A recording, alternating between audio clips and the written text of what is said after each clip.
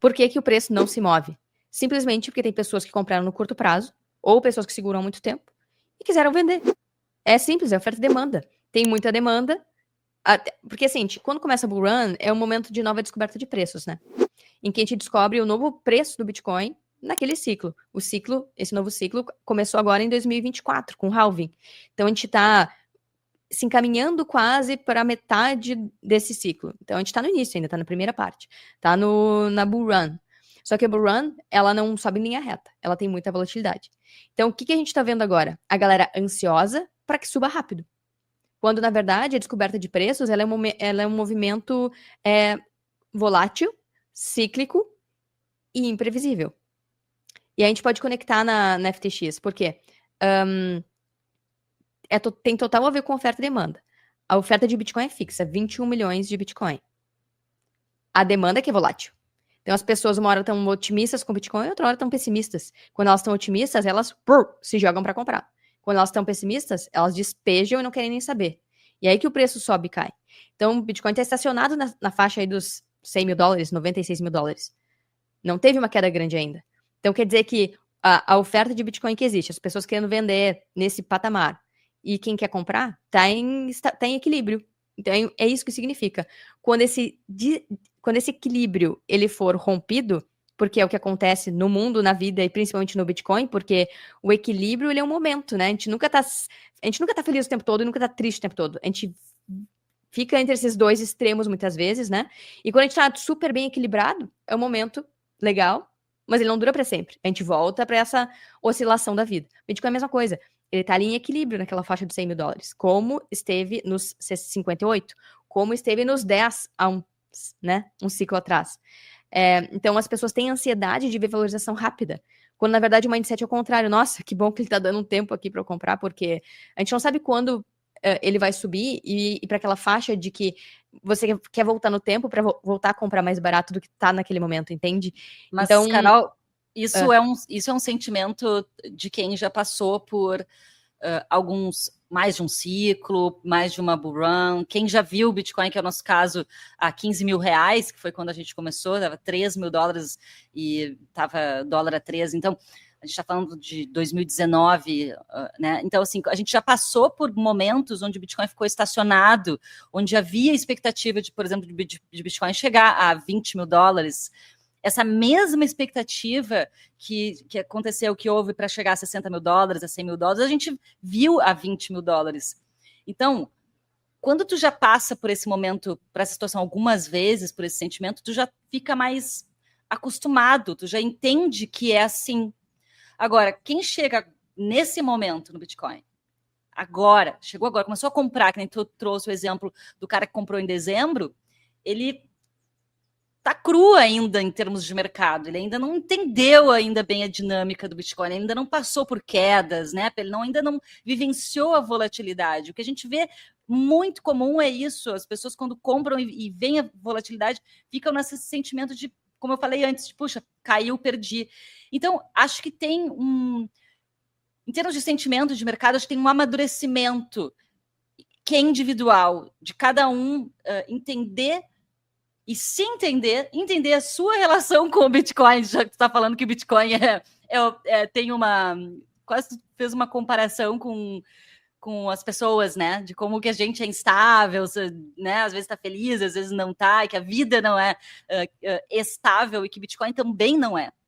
Então, acho que tem muito a ver com isso. Da gente entender, de cada um entender como o Bitcoin funciona e ficar de boa com isso. Então, assim, agora a gente foi tanta expectativa para chegar nos 100 mil dólares. Cara, chegou nos 100 mil dólares, aproveita para continuar comprando nos 100 mil dólares. Quando tiver nos 300 mil dólares, tu vai dizer, putz, eu devia ter comprado mais nos 100 mil dólares. Eu devia ter aproveitado aquela oportunidade. E agora passou. Agora isso não volta mais. Assim como os 20 mil dólares, muito provavelmente não vão voltar mais. Quem dera voltasse, né? Claro, ia ser um pânico no mercado, ia ser uma loucura, né? Por um lado ia ser ruim, mas quem já vivenciou um bom tempo de Bitcoin, entende a volatilidade, entende fundamento, entende propriedades, adoraria que Bitcoin voltasse a 20 mil dólares.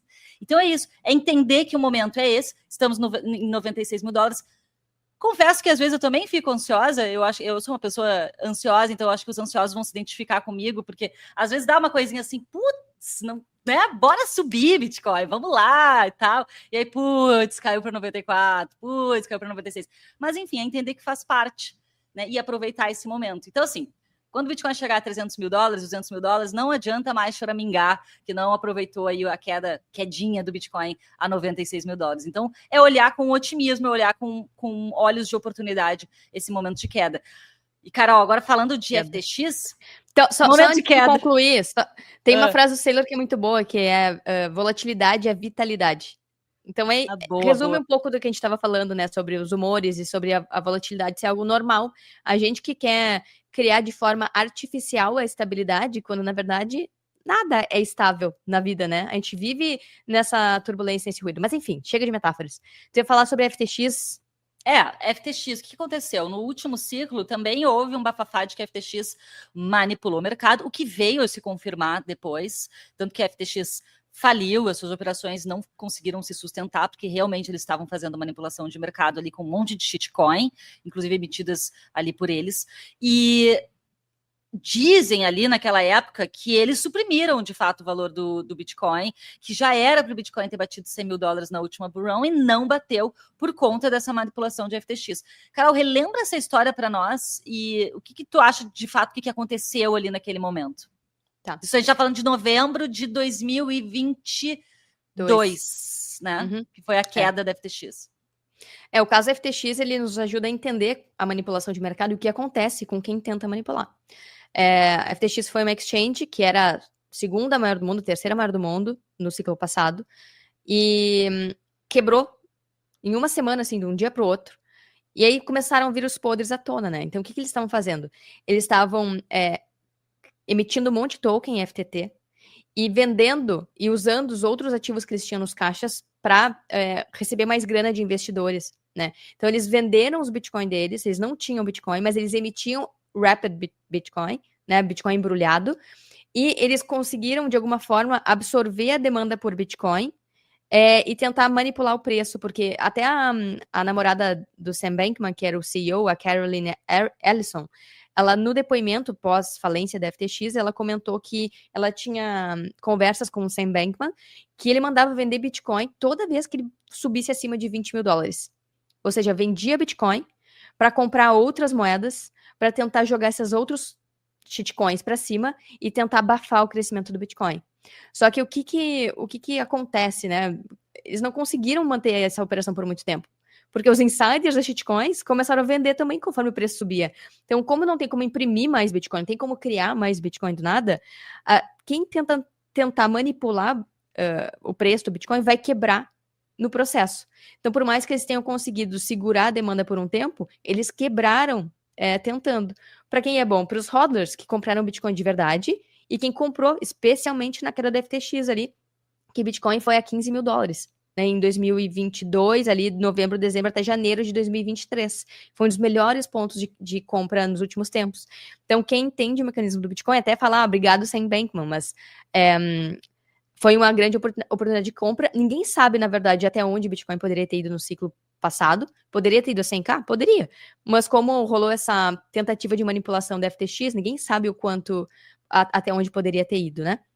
E aí tem um cálculo que mostra que, tipo, durante o ano, naquela época, os mineradores emitiam 30 mil Bitcoin por ano, em média. E que a FTX tinha 1,4 bilhões de dólares em Bitcoin nos seus livros de oferta, né? O que significa que eles teriam que ter 80 mil Bitcoin.